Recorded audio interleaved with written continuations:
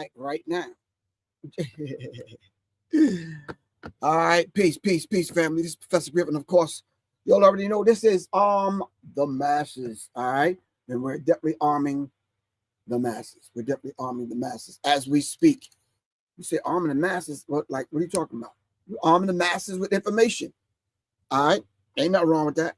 All right, some people got that misconstrued.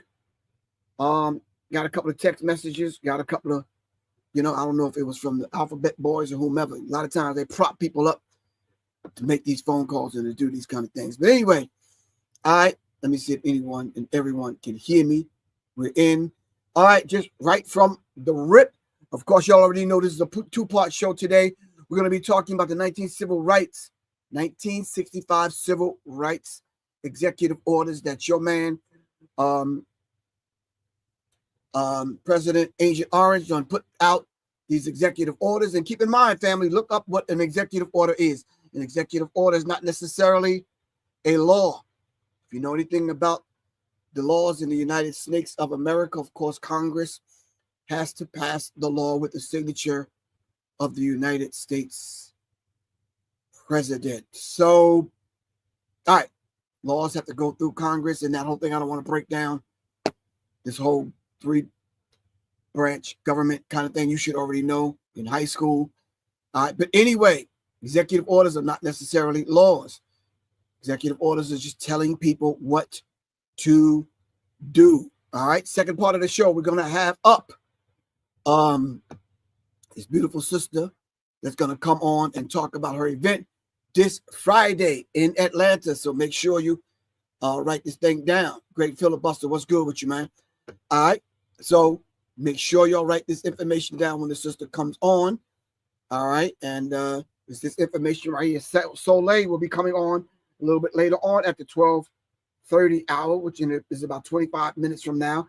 And she's going to be talking about her event that she has coming up, all right, in Atlanta.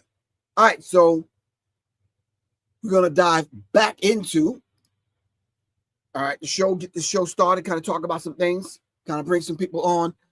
Keep in mind, it's a two-part show, so we're going to break this kind of show up. But in any event, we're definitely going to do a part 2 with this, because I want to be able to include the DEI conversations that I would like to have. All right, because y'all already know that, Trump revokes this whole 1965 Civil Rights Act, and he's dismantling DEI. So this is a two-part show today, and of course, this is going to be a two-part show, period. All right, in any event, all right, let me see.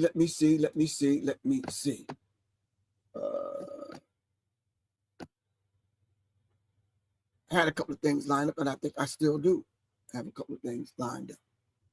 All right. Anyway, in any event, hold on one second, fam. Let me pull my information up. Got it right here. All right. Let's pause this like that. We can do that, I'm sure. Trump does not only want to end DEI, he also is also voiding a civil rights era anti-discrimination rule. If you do not know what that is, we will dive into that in a brief second after we check in and see where everybody's checking in from. Family, where are you checking in from? All right. Let's do a roll call, and then let's dive into this. All right. Let me see. Where are we checking in from? Anderson, Indiana. Anderson, Indiana. Have I ever been to Anderson, Indiana? I don't think so. Anyway, thank you for checking in from Anderson, Indiana. Medusa, what's good with you? All right. Don Dada, you here? Don Cools, Don. Okay, got you. I'm working that out. Salute, great filibuster. What's good with you? All right, Quintessential, what's happening? All right. Brooklyn on the check-in. All right. I don't know about the good morning. We don't mourn over here in the morning. So, but you're checking in from Southern California. We're not going to mourn it. We're going to raise the vibrational pitch. We're going to great and grand rising. We're going to rise up from that sleep. All right. Dallas, Texas checking in. New Mexico, Wilmington, North Carolina, Virginia Beach, everyone's city and person I've mentioned. I need y'all right now to contact 3 other people and let them know that we're on. Arm the Masses is on. It's on with Professor Griff at the 12 noon hour. Brought to you by Black Power Media Reloaded. Shout out to my man Kalanji Chabachanga in the building, making it happen right here on Black Power Media Reloaded. All right. Tyrone, what's up, man? Checking in from Yonkers. All right. Beaver Falls. I've been to Beaver Falls several times. Shout out to Beaver Falls, PA. In Beaver Falls, yeah. I checked out speech and arrested development in Beaver Falls. What else did I do? My man Bean from Philly, Benny Siegel. We had a nice walk, talk. We kicked it a little bit. All right, in Beaver Falls, and of course Columbus, Ohio. All right, Great and Grand Rising. All right, from Gardenia, California. Stop the violence. Is anyone checking in on IG? Where y'all at? St. Louis is checking in. All right. ATL is checking in. Peace. Hebrews Black Coffee. Peace. What's good with you? All right. Ethan, Raleigh, North Carolina. What's good with you? How did you like the Black Coffee comic book? I dug it. I thought you were going to circle back around and call me so we could talk about it. I want to get you on the show to talk about your comic book. Can we do that? Text me, man. We'll circle back around. I'll have you on. All right. Peace, big bro. Keep the good info coming. Straight out of College Park. Straight out of the CPT, College Park. Checking in. College Park. All right. New Orleans checking in. X Junior, X Melanin, X GSX. It's a long ass name, but I got you. New Orleans checking in. All right. Professor Griff spent some time in the Ninth Ward. I'm not going to tell you what I was doing, but I'm just saying. All right. Anyway, let's dive into this subject.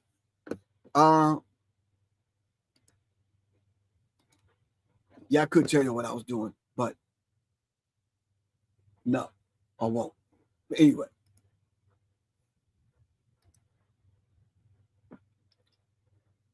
All right. Let me see. Does Trump only want to end DEI? DEI, family, is diversity, equity, and inclusion. All right. Okay, we're going to need you, everyone on here, to look up what DEI is. Diversity, equity, and inclusion. All right.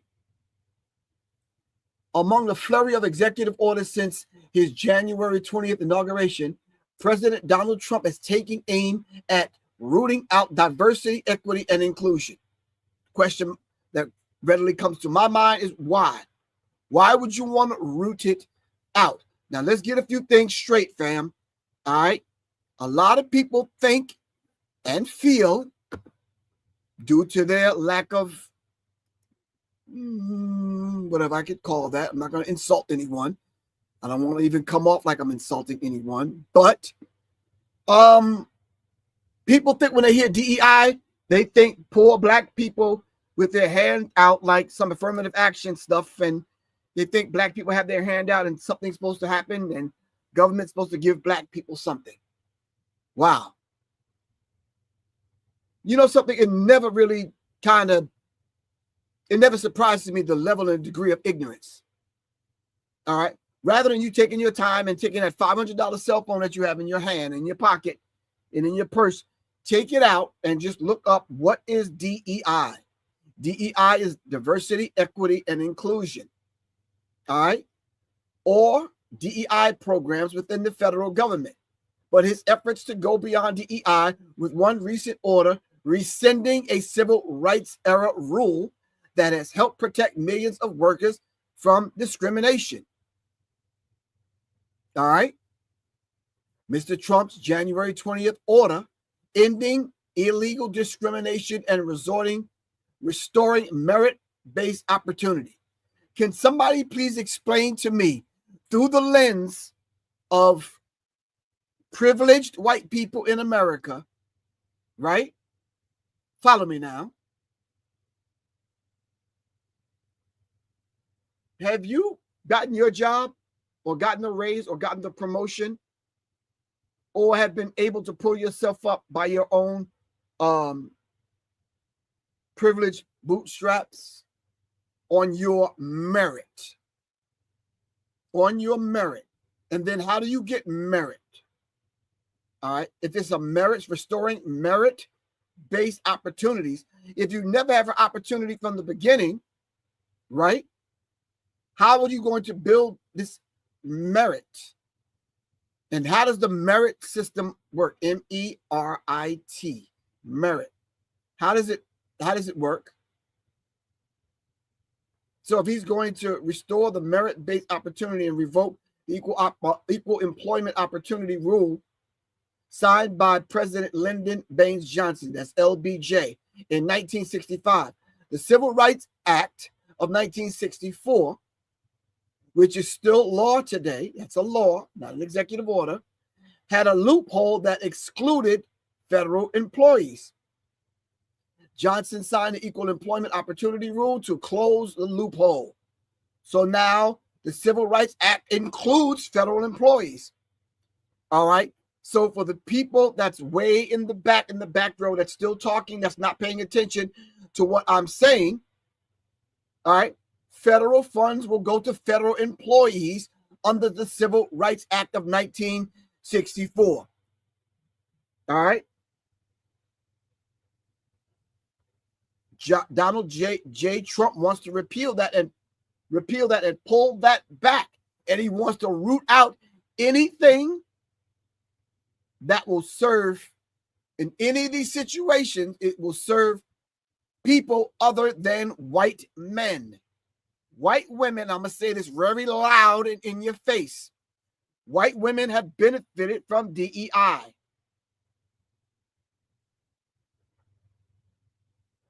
Transgender people have benefited from DEI. LGBTQ plus. I hope I got the letters right. I didn't get the in-office memo. Have benefited from DEI because they want the workplace, even on a federal level, to be diverse. All right. They want equity and they want to be included. This subject in a very simplistic kind of bold font in your face kind of way. It's not complicated, family. LBJ signed an Equal Employment Opportunity Rule to close the loophole, and those protections were signed into law in 1972. That rule bars federal contractors who today employ 3.7 million people from discriminating against job applications. Back in the day, you had to take a picture of yourself and clip your picture onto the job application. Most people were changing their names, getting lightning cream to bleach their skin, trying to pass as white, and all kind of stuff was going on. It made it a law for them not to discriminate against you. All right. And that very same thing is happening today, but they repealed it and they're going after uproot it. This is what's going on today, fam. All right. But the thing that's happening today, other people that I've mentioned, the letters people and the other people and the other people and the happy people are attaching themselves on to these particular things that would necessarily come to black people because we were the ones getting discriminated against. I'm not to say, don't come at me with this. I'm not to say that these other people were not getting discriminated against. I am not saying that. They most certainly were later on. Not at the outstart. All right, hold on one second, fam. I got to straighten something out. All right, something is happening with my camera. All right, let me go there. All right. Okay, let me just do this like this. Cool. All right. So let's understand that dynamic. White people did not have to clip a picture of themselves onto these applications. All right. Most time, their family members, and people that they knew in these small places and other places, they knew one another. So they said, yeah, tell Ashley to come on in. We'll give her a job. Just tell her to see Beth in HR. End of the story. End of the story. That's how it went down. All right. So when black people caught on to this, we were saying the same thing. Yeah, tell Shalika to come in. You know, fill out an application. We'll just take her application and put it on top and make sure she gets the summer job. Got you. All right. Trump's orders do not invalidate the law, and private and federal employees are still protected from discrimination as laid out under the Civil Rights Act. But his order does strike down the 1965 rule prohibiting contractors that do business with the government from taking race, gender, and other protected criteria into account. They're not going to take it into account, family. These people that do business with the federal government. Hold on. These people that do business with the federal government, get money from the federal government, were made to take into account that X amount of black people have to get hired. X amount of, immigrants have to get hired. Legal ones, yes. X amount of this person, X amount of women, X amount of. So the law required that. And they had to report in order to get federal monies. All right? Okay. So y'all got it. All right. Cool.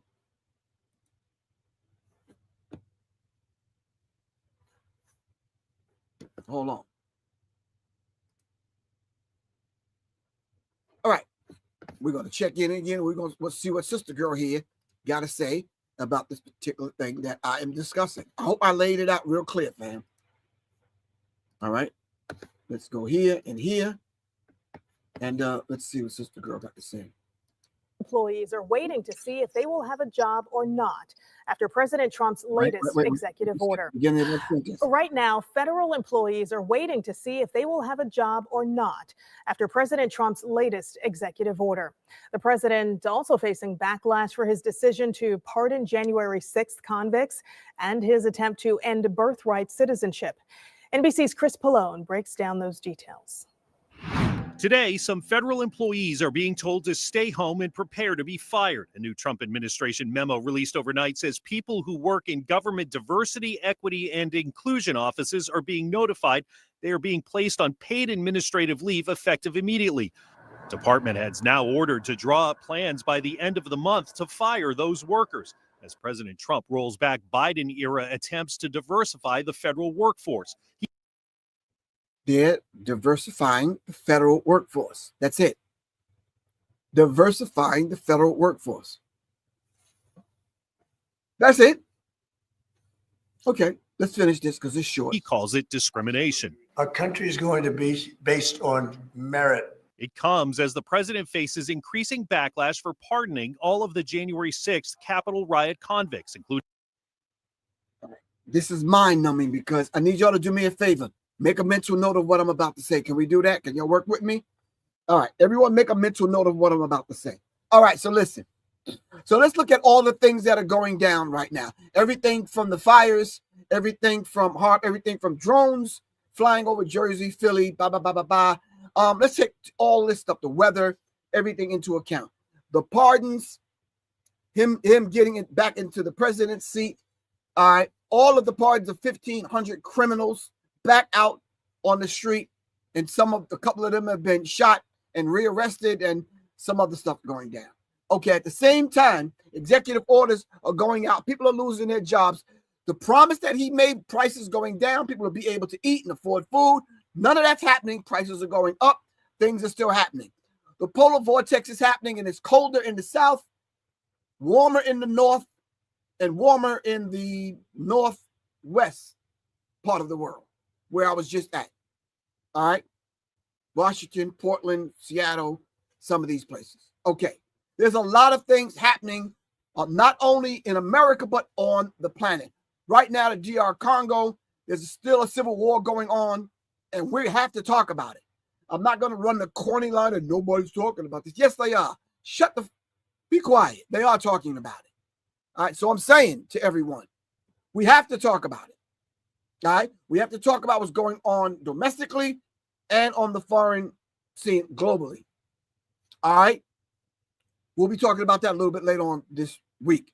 But anyway, there's a lot of things going on. So if you're letting criminals out, people are losing their jobs and not able to afford food. All right. I am telling you, the mixture of these things are leading towards martial law, anarchy, riots in the street, protesting right across the board. Hundreds of lawsuits have been filed because of what your now president is doing. And I want to be able to speak to the young black Republicans. All right, let's just finish this. Including those who assaulted police officers. This was the vice president 10 days ago. If you committed violence on that day, obviously you shouldn't be pardoned. Mr. Trump disagrees. These people have served years of jail and their lives have been ruined. Former D.C. police officer Michael Fanone, who was beaten and shocked with a taser by the mob that day, calls it the ultimate betrayal. They almost killed me on January 6th, and now they're free. Some in the president's party struggling to defend the move. It was surprising to me that it was a blanket pardon. Now I'm going through the details. Monday, the president also moved to end birthright citizenship for the children of undocumented immigrants, a right guaranteed by the Constitution. People have wanted to do this for decades. Now, at least 24 states and other advocacy groups have already sued to block the move. Look at all these executive orders. And then birthright citizenship. So I just want to ask a question like I asked the other day. Are they doing this to the over 30,000 Ukrainians that was brought into the country? Help me out. I'm just asking. This is a kind of podcast, so I can ask these questions. I'm sure I can. And all the other undocumented white people that are in this country, has that happened to them? You're right, need to know. This is the purge.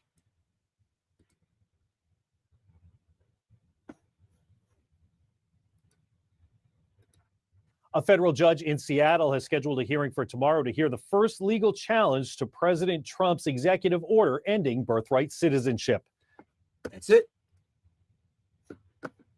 These things are going to court, and more of your dollars are going to be spent fighting these kind of situations. Now the purge is happening. All right. Wow. Wow. All right. I'm going to send the link to Soleil to come on. In the meantime, I want y'all to check out your brother, Professor Griff's first single off my up-and-coming album. Y'all already saw it, so sit back and just enjoy it while I get this information over to Soleil. All right, hold on. We're going to share the screen, and we're going to do this, and we're going to do that, and we're going to play this. All right.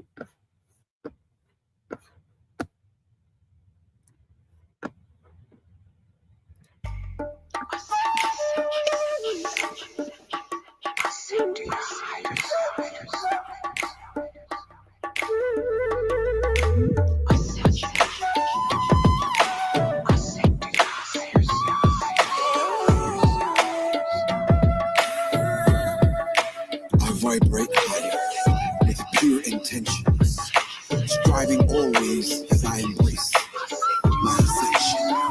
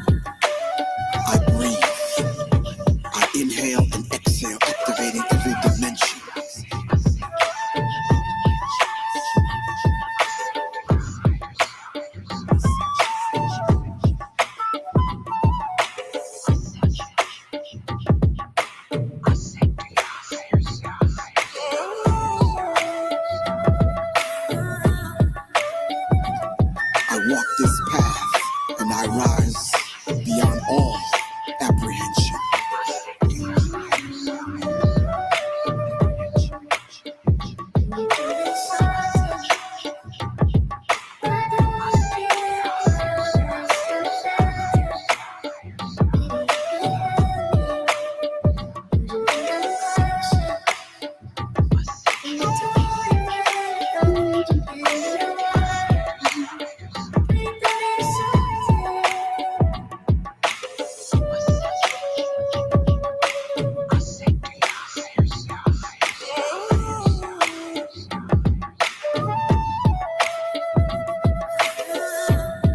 I look inward for conviction, growing strong with each and every trial.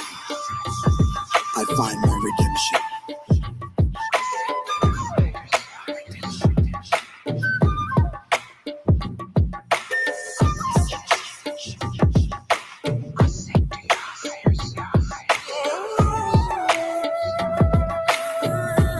I'm in tune. I have a deep spiritual connection activating all 7 senses.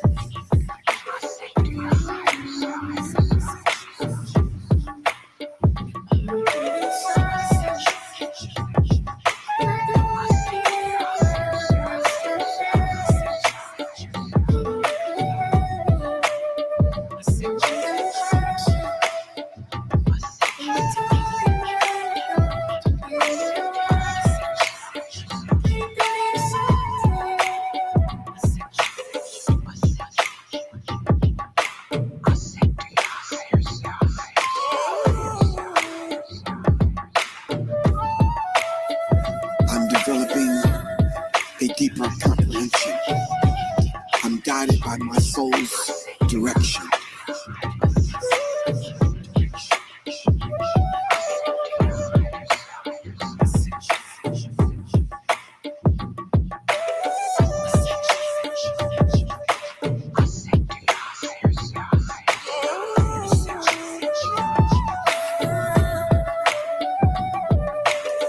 I stand as the Creator's plan unfolds in its perfection, only asking for peace and guidance in my ascension.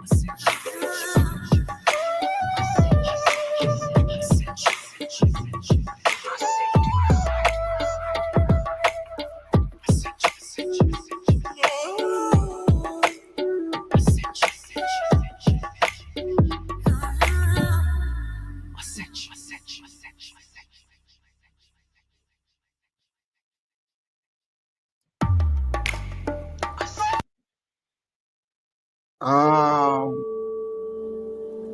right, family.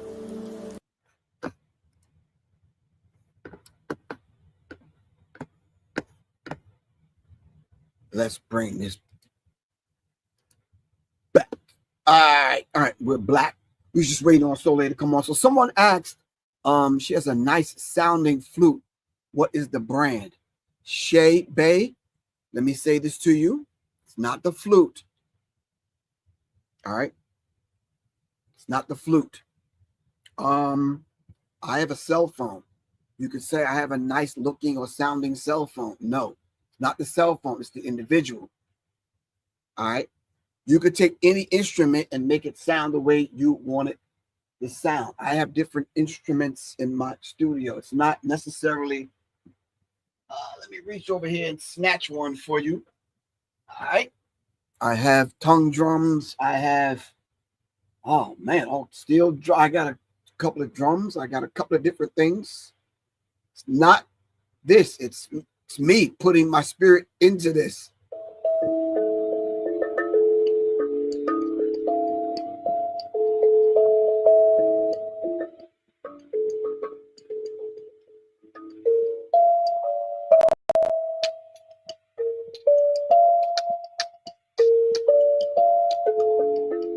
It's not this.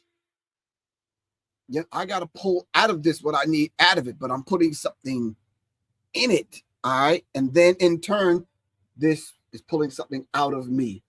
And we're meshing together the natural elements that went into making that. So it's not the flute. And to be honest with you, I don't even know what brand she is using. All right, but you can contact her. Go online and look up Ra Ali or Rashida Ali. And all right. Okay. So we have sound bowls, we have string instruments, we have horns, we have all kind of stuff with the people that, you know, I work with. It's not necessarily the instrument. All right. Now, some instruments are made better than others or with different kind of materials, but yeah. I'd say if you're just starting out or whatever, I just say get one, work with it, and then you go from there and see which one works for you. You understand what I'm saying? That's the process that I went through in order to kind of start playing my my oud drums, my kind of hand drums, which this is the instrument I was playing in the video, so oud. All right.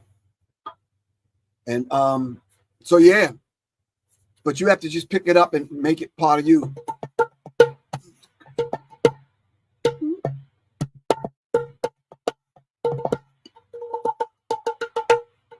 All right. All right. So, ladies and gentlemen, brothers and sisters, family, without any further ado, I want to bring to the stage Yo Summer. Not to the stage. And not with my princess tent in the background. Right. Peace, Queen. How are you? Peace, King. I'm well. How are you? You all right? I am. All right. I wanted to bring you on the second part of this second half of this show so you could talk about not only your event that's happening. Well, anyway, let me do a proper introduction. Tag. For the people that don't know, this is Soleil. I'm going to have her introduce herself. And then we're going to dive into what she's doing this Friday and beyond. Let the people know who you are and what the name of your company is. Bruh, you going to make me introduce myself? I'll introduce you. It's always so awkward for me when somebody asks that question. Like, tell me about you can give them the short version, like the real short version. Like, okay, the short version. First of all, I'm your wife. That's a beautiful thing.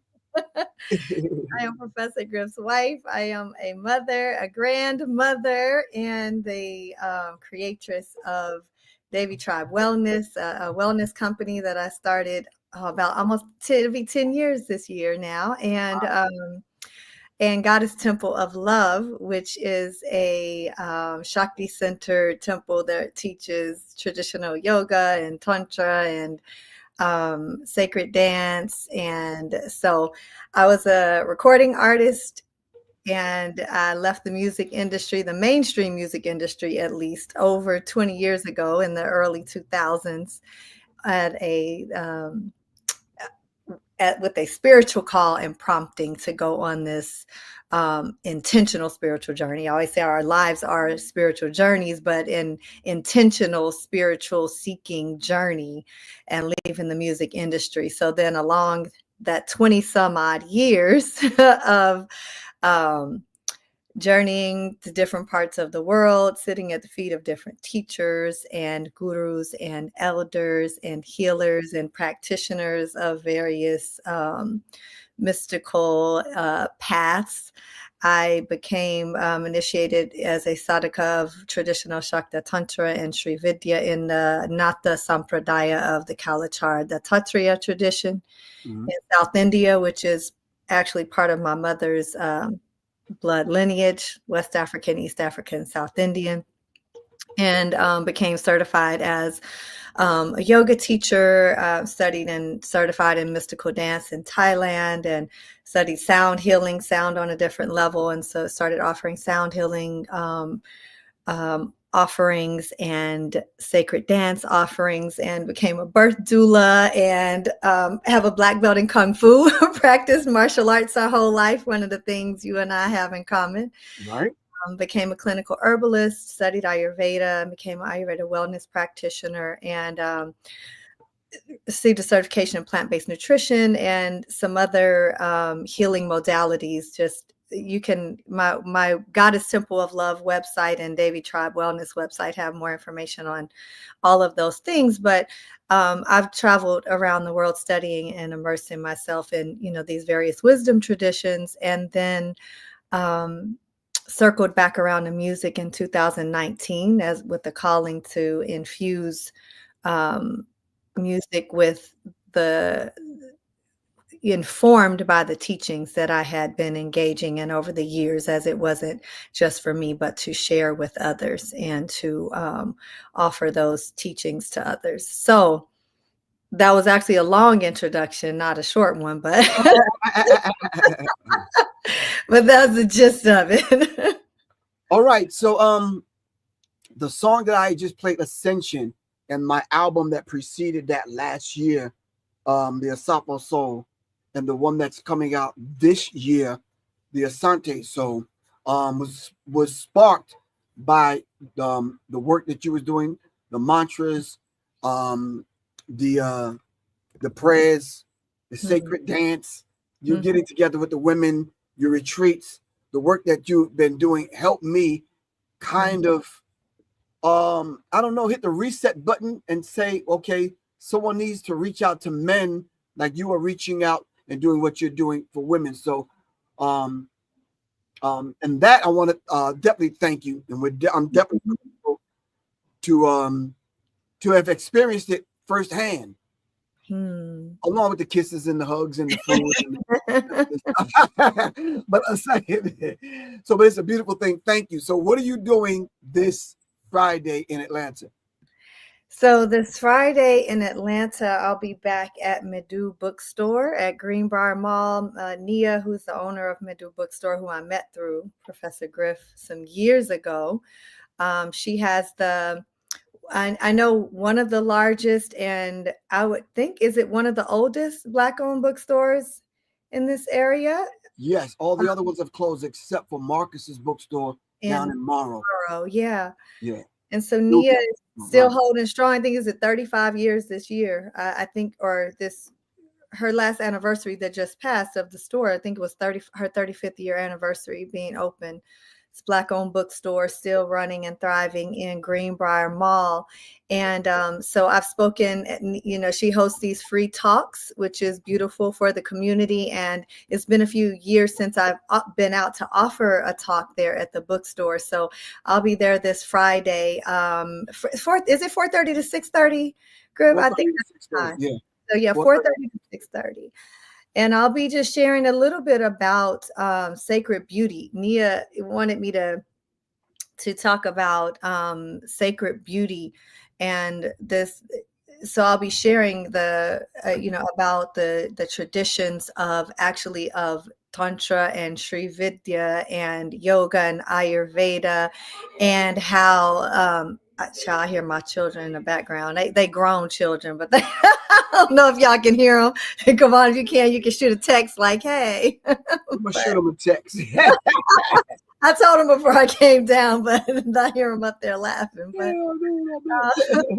so I'll be sharing about sacred beauty and beauty through the lens of Ayurveda, Tantra, and yoga. And so really coming from the perspective of the word Saundarya, which in Sanskrit in the simplest forms means beauty, and how the feminine nature is always very closely associated with beauty, but the very essence of beauty is a deity itself, is a netar itself, is a divine quality itself. And then the traditions of Tantra, as well as Kemetic spirituality, and calls us to and asks us to really seek the source of beauty, and to call us to things that are beautiful, to draw us more closely to the source. And so I'll be sharing, some practical applications and practices that can be done to enhance, first of all, sharing what does beauty mean from the lenses of yoga, from the lenses of Tantra, from the lens of Ayurveda, the science of life that comes out of India, and that those practices and once you know the view, the darshan is what it's called, or a view of a particular tradition, then I'll talk about that darshan, that view, and then some practical applications of how we can view beauty from a different lens, because this overculture has us habituated to being really hyper fixated on just on external beauty, which has its place, but these traditions, these wisdom traditions, teach us that beauty is, like I call it my first album, came out in 1999, Skin Deep, that beauty is far more than skin deep. And so really stepping outside of this overculture's idea that tells us that beauty is simply an external experience, though we're not in abnegation of the external experience, because the external experience of beauty is a powerful one, a necessary one. But in this culture, you would think that it is not a spiritual one. And so when there's so much hyper focus on just the external, we start to seek validation from the outside instead of the inside. But when we really embrace a holistic approach to beauty, we tap into something much, much deeper, and that ultimately reveals who we really truly are, our really true authentic selves. Because as I said before, beauty is that quality in a thing that directs us to God, that directs us to Goddess, that directs us to the divine, that directs us to whatever word it is in your tradition that you use for God. But it calls us first to itself, and then beyond that, with the invitation to go deeper in. And so the goal is really to share the much deeper meaning of beauty, and beauty as a sacred need, not just an external superficial idea, though the internal practices and awakening of beauty on the inside ultimately affects our external appearance, because then when you engage in the spiritual practices of beauty through the lens of various traditions, it inadvertently changes your external appearance as well. So. Right. The average person that's coming, what would they be able to walk away with? Just not in a nutshell, but give me a nugget. Give me a couple of nuggets to walk away with. Well, so because this is a very short talk, at Nia's bookstore, it's not a full deep dive like the courses I offer. It's more of a little tasting of of what that is. They'll walk away with knowing and understanding beauty from a lens that is much more deeper than the superficial lens of this overculture. They'll learn the definitions of beauty in the traditions of traditional yoga, traditional tantra, traditional Ayurveda.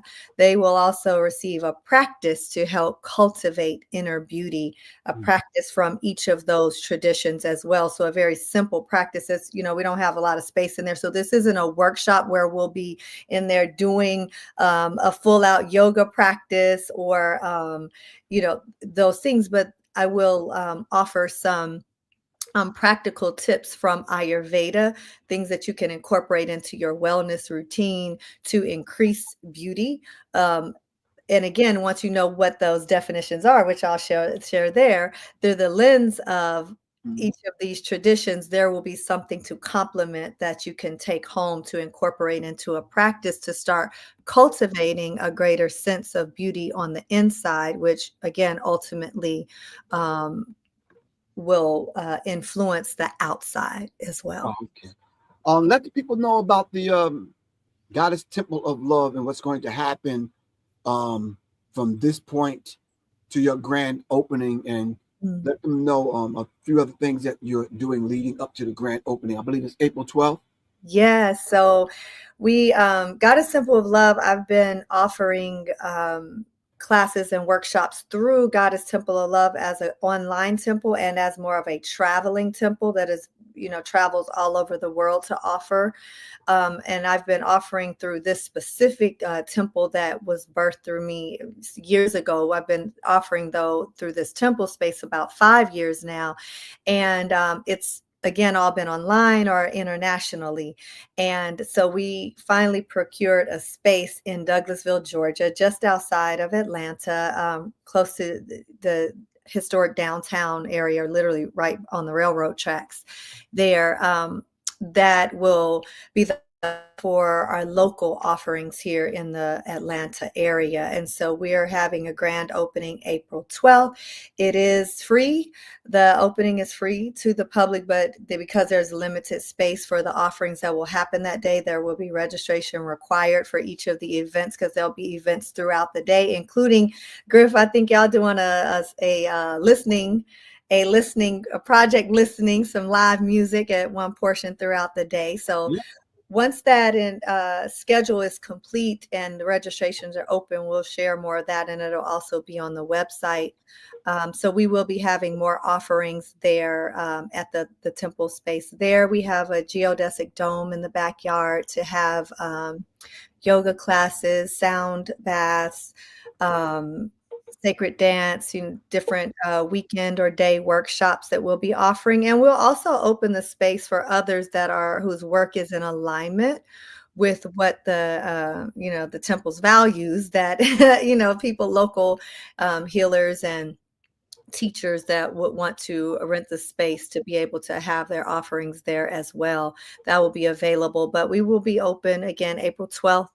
And then for now, there are some online offerings that are happening, and still some international ones, including my Embodying the Goddess course that I offer once a year that starts March 19th. There's a Temple of Beauty offering that actually starts next Friday, not this coming Friday, online. The Temple of Beauty, the Temple of Beauty is what I'm offering this Friday for free really is just a little taster of what is going to happen in the online course, the Temple of Beauty, where we're sharing feminine form fasting. It's a lot of talk out about fasting and people fasting and being confused around fasting, but there's a lot of conflicting information on fasting and detox, and a lot of what is out there is not really beneficial to women and women's unique bodies. And so we have me and my sis Elena, who we're going to come back on and talk a little bit more about that soon as well, hopefully before the course starts, but really giving clarity around how our bodies respond to fasting and detox as a woman, in tune with the hormonal cycles of women that are very greatly and differently from men's.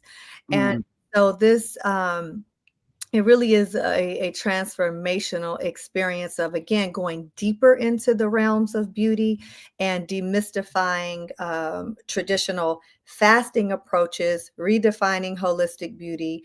And those are all, so really learning how the female body works, learning what works for us in a fasting and feasting state, in a detox state, and then it's all supported by yoga, traditional tantra, and Ayurvedic wisdom. So that's a deeper dive into cyclical nourishment, feminine form fasting, microbiome of the gut, sacred modalities for healing and beauty, and really enhancing all of the body systems for women. So those are for women, and most of the offerings that we have at Goddess Temple are for women, but at the local temple space, we are going to start having, I don't know if have you shared that yet about the Warriors in the Garden?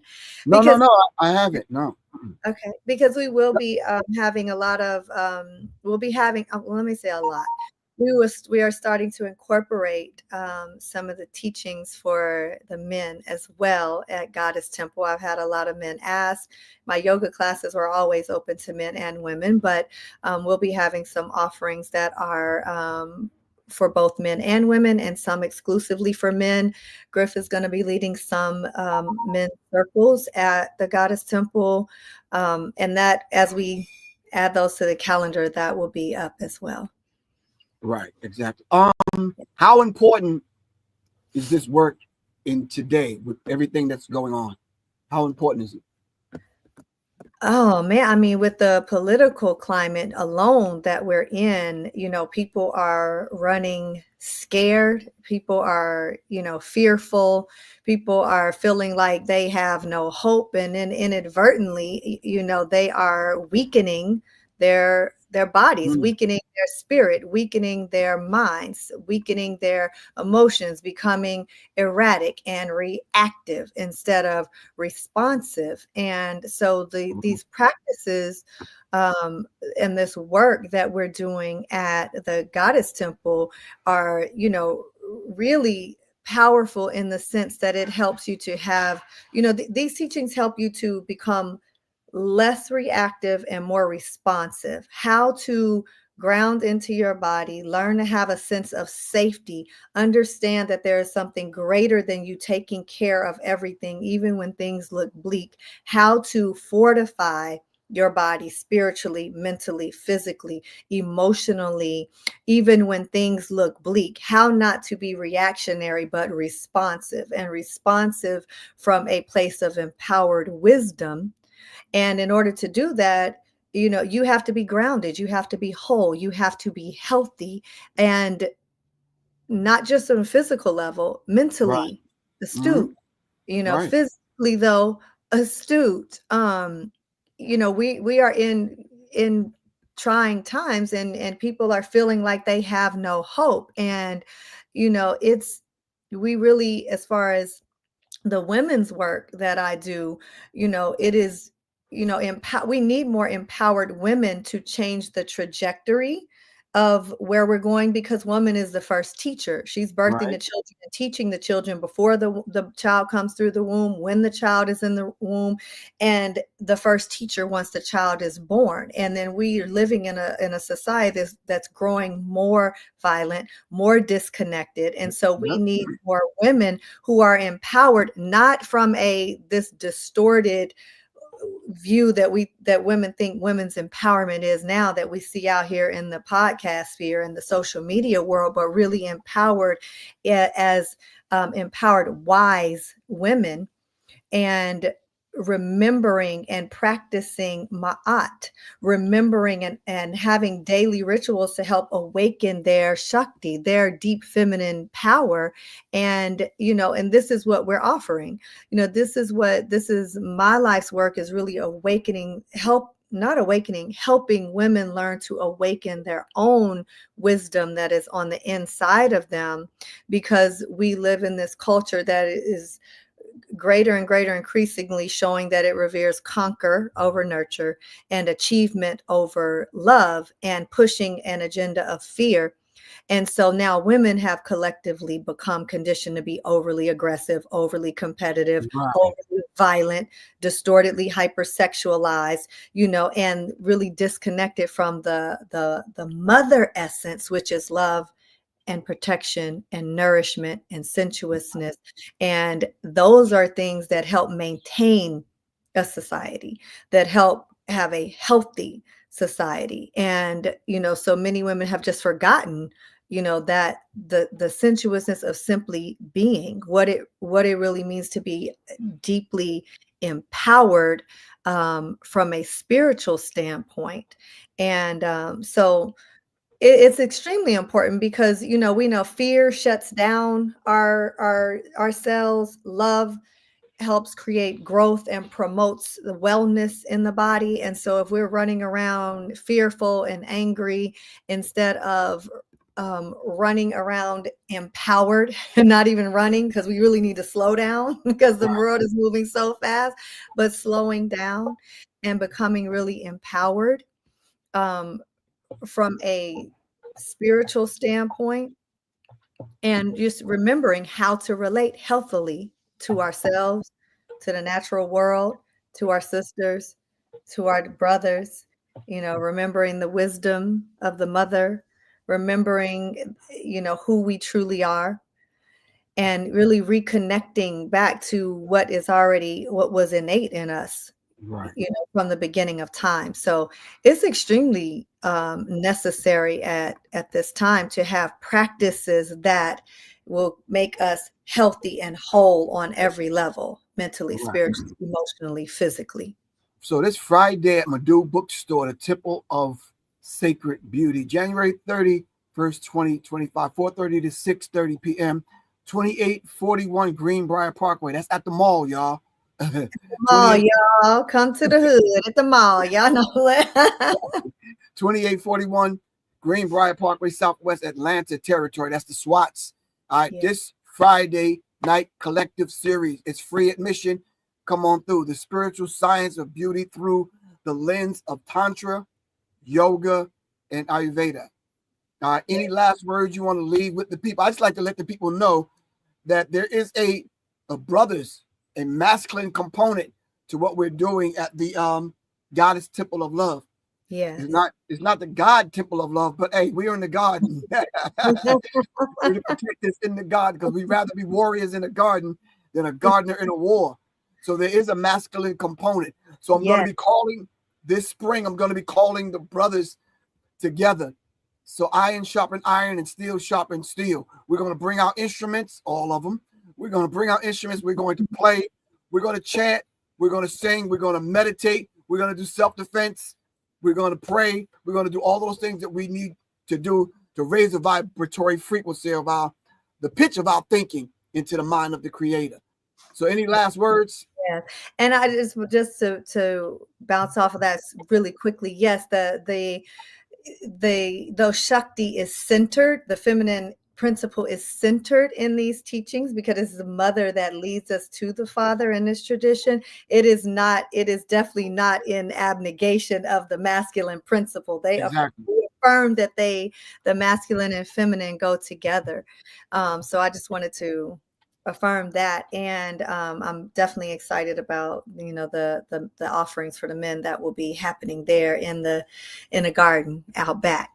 But I do need to let the brothers know. Part of this, another component to that is going to be a rites of passage. So we don't want you to leave your sons at home. Yes. All right. This is not no men come together rubbing ashy ass elbows and that kind of thing. Nope. We're going to get together. Bring your sons. Your sons need to see real men in real action, doing real work, having real respectful conversations. But anyway, any last words on this thing this Friday? Yeah, I just want to, encourage everyone to come out for, and support these types of offerings that happen for the community, because these free community offerings are important to come out and support Nia's bookstore, Madu Bookstore, who Nia is the owner. Come out and support the sister, buy some books from her, see the bookstore. A lot of people probably may not even know that the bookstore exists, but come out. The brothers can come out too, even though we're talking about sacred beauty. This is not just for the feminine. So come and learning what, or not necessarily learn, you might already know, but just come and support what's happening at Madu this Friday. All right, cool. I really appreciate you coming on. Thank you very much. Nice to meet you. Thank you very much. It's an inside joke for my granddaughter. Right. All right. We got to get out of here. Thank you very much for coming on. And of course, we'll see y'all on Friday. When do you think you might be able to come on with Elena? Throwing it out there so we can let her know that we mentioned it. So she hopefully by next Monday. I got to reach out to her again because Elena, we get on and get together. We got some heavy medicine to dole out. So I'm going to reach out to her and see, but hopefully by no later than next Monday. All right, cool. All right, family, this is Professor Griff, and of course, my guest, Miss Soleil, aka just Soleil, and inshallah, we'll see y'all on Friday. This is On the Masses right here on Black Power Media Reloaded. All right, peace, fam. Peace.